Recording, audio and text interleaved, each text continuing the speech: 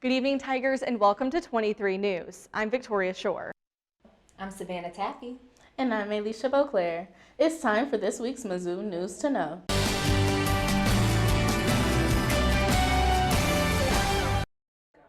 If you've ever read the Harry Potter books, you're probably familiar with Quidditch, the most beloved sport in the wizarding world. Quidditch is played entirely on flying broomsticks, so you'd think it's probably impossible to play it in the real world. But Quidditch is becoming a popular club sport at colleges across the country, with a few adjustments to the rules, of course.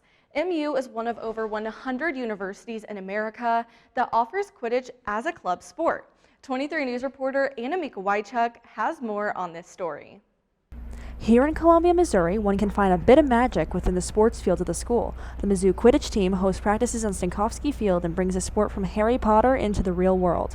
Things are looking high for the team as they are working hard and practicing in hopes to win at regionals soon.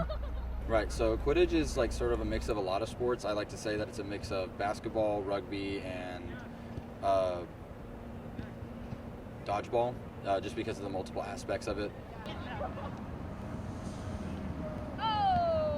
So Mizzou has a really rich history in Quidditch. We've always been a really good team ever since like 2017 when we first qualified for nationals. We've just always had a really good history of going to nationals and competing at a very high level and finishing at least top 16. I love this team. It's such a special group. We came through a rebuilding year because of COVID, so we had low numbers coming into the season. We only had 4 people on roster. But we recruited really hard. We got a whole bunch of new people, and I'm really excited to see what this team can do heading into regionals and then nationals eventually. Hopefully we're going to bring home the regional championship and defend it. They've been training hard and are aiming to catch a snitch and bring home a high placement at regionals for the Tigers. Thanks, Anna, for covering this story. Earlier this month, the MU Board of Curators confirmed that they would not renew the indoor mask mandate that had been in effect since August. In an email sent to students on October 14th, the university cited improving conditions regarding COVID-19 cases as the reason for letting the mandate expire. But at the university hospital, the effects of COVID-19 are continuing to be felt. The hospital is dealing with an overload of patients who have the virus, made worse by an ongoing shortage of hospital workers. For more info, visit our website, mutv.missouri.edu, for more coverage from 23 News reporter Ryan Lezak. And finally, the university hospital isn't the only place on campus that's currently dealing with a shortage of staff.